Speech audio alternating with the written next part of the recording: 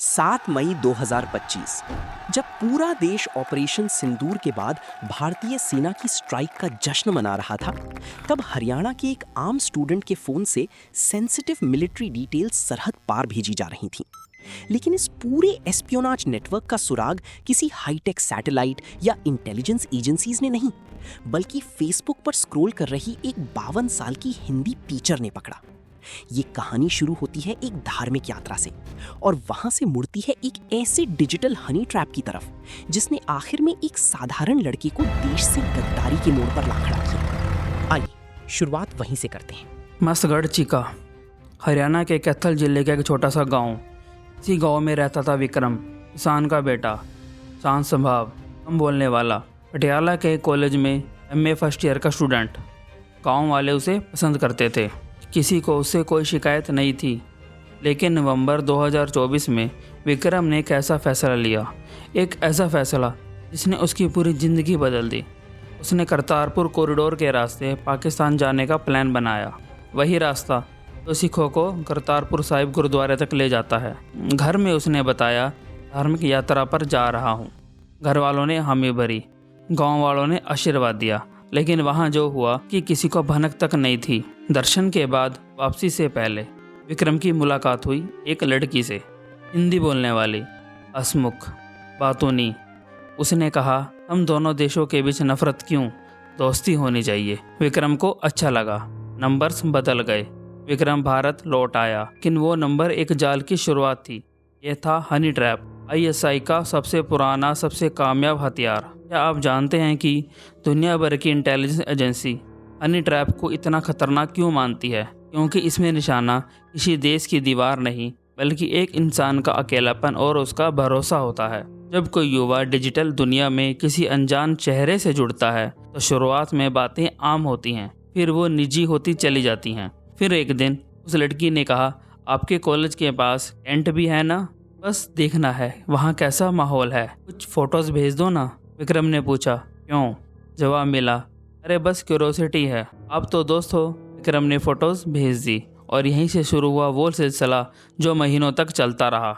धीरे धीरे उस लड़की के साथ एक और शख्स जुड़ा जिसने खुद को उसका भाई बताया।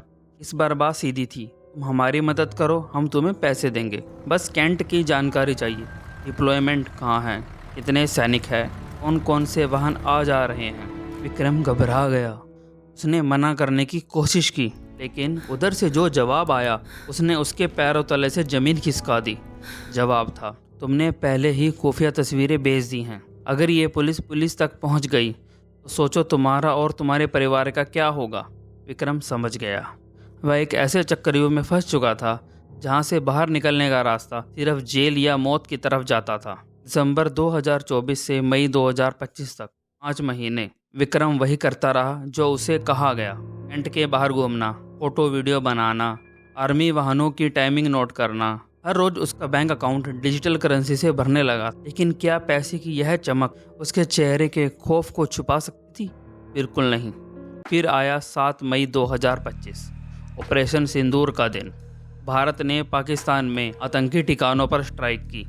पूरा देश टीवी के सामने बैठकर जश्न मना रहा था, तिरंगा लहरा रहा था। लेकिन ठीक उसी वक्त विक्रम के फ़ोन पर एक मैसेज आया, ऑपरेशन सिंदूर के बारे में जो भी पता चले फ़ौरन भेजो। विक्रम ने अपनी बाइक उठाई, टेंट की तरफ गया और जो भी जानकारी जुटा सकता था सरहद पार भेज दी। जिस पल पूरा हिंदुस्तान अपने जवानों के साथ खड़ा था, उसी पल मस्तगढ़ चीका का यह एमए स्टूडेंट दुश्मन को देश की सबसे बड़ी रीढ़ की हड्डी सौंप रहा था। लेकिन साइबर क्राइम की दुनिया का एक नियम है, कोई भी अपराधी चाहे कितना भी शातिर क्यों ना हो, वह अपनी आदतों में एक ना एक ऐसा निशान छोड़ जाता है जो उसे तबाह कर देती है। विक्रम से भी यही चूक हुई। उसने फेसबुक पर अचानक एक नया एटीट्यूड दिखाना शुरू कर दिया। उसने हथियारों के साथ अपनी फोटोज डाल दी, चेहरे पर एक अजीब सा घमंड, एक ऐसा एटीट्यूड जो उस सीधे साधे किसान के बेटे से दूर दूर तक मेल नहीं खाता था। और यही तस्वीरें किसी की नज़र में आ गई। वो शख्स थी मैडम रोज शर्मा, उम्र 52 साल, मस्तगढ़ चीका के सरकारी स्कूल में पिछले 18 साल से हिंदी पढ़ा रही थी। गांव के हर बच्चे को, हर घर को जानती थी। विक्रम भी उनका पुराना स्टूडेंट था, 10वीं तक उन्होंने ही पढ़ाया था। एक शाम अपनी रोज के आदत के मुताबिक फेसबुक स्क्रॉल करते हुए मैडम की नज़र विक्रम की प्रोफाइल पर पड़ी। अटपटा एटीट्यूड उन्होंने देखा।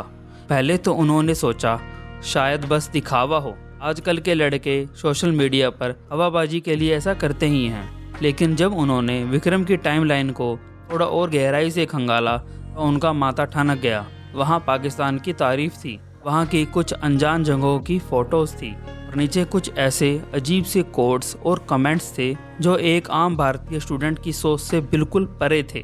उस रात मैडम जी सो नहीं पाई। अगले दिन उन्होंने विक्रम को बुलाया। ये सब क्या है फेसबुक पर? विक्रम ने कहा।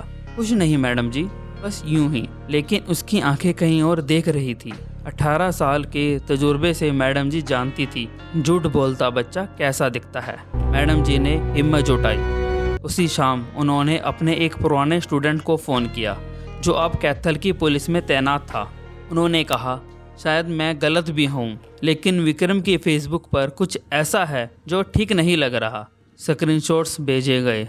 अगले 48 घंटों में वो स्क्रीनशॉट्स डीएसपी तक पहुँचे और वहाँ से सीधे इंटेलिजेंस एजेंसी तक। जब विक्रम के फ़ोन की जांच हुई तो जो मिला वो चौंकाने वाला था। एंड की 200 से ज़्यादा तस्वीरें, आर्मी वाहनों की मूवमेंट डिटेल्स, ऑपरेशन सिंदूर से जुड़े मैसेज और पाकिस्तान के 3 नंबर जिन पर लगातार जानकारी भेजी जा रही थी। लेकिन असली चुनौती अब शुरू हुई। जांच एजेंसी जानती थी अगर विक्रम को जरा सा भी शक हुआ तो वो एक क्लिक में हर सबूत मिटा सकता था। इसीलिए गिरफ्तारी से पहले हर कदम बेहद सावधानी से उठाया गया। निगरानी चुपचाप, बिना किसी हलचल के, जब तक सबूत पूरी तरह पुख्ता नहीं हो गए। और फिर आई वो रात। 3 गाड़ियां आकर रुकती हैं। एक झटके में दरवाजा टूटता है। वर्दी पहने अधिकारी घर के अंदर घुसते हैं। विक्रम बिस्तर से घबरा कर उठता है, लेकिन इससे पहले कि वह कुछ समझ पाता उसकी दोनों कलाइयाँ हथकड़ी में जकड़ चुकी होती हैं। कमरे के एक कोने में खड़ा उसका किसान पिता सब कुछ बेबस होकर देख रहा था। जिस बेटे को उसने खेतों में सीना बहा कर पढ़ाया था, उसी बेटे को उस रात देश से गद्दारी के आरोप में ले जाया जा रहा था। मैडम सरोज ने विक्रम में आया वह अब नॉर्मल चेंज पहचान लिया, जिसे बाकी सभी लोग नज़रअंदाज कर गए। उनके पास ना कोई मॉडर्न टेक्नोलॉजी थी, ना ही कोई सीक्रेट ट्रेनिंग, लेकिन उनके पास 18 सालों का वह अनुभव था जो अपने हर चाहतर के स्वभाव और व्यवहार को पहचान सकता था। यह कहानी हमें सिखाती है कि डिजिटल दुनिया में बिना सोचे समझे किया गया एक छोटा क्लिक भी इंसान को ऐसे हनी ट्रैप में फंसा सकता है जहाँ से लौटने का रास्ता सिर्फ जेल, बदनामी, पूरी जिंदगी की बर्बादी तक जाता है।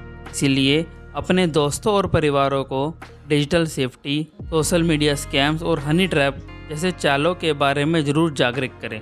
जय हिंद।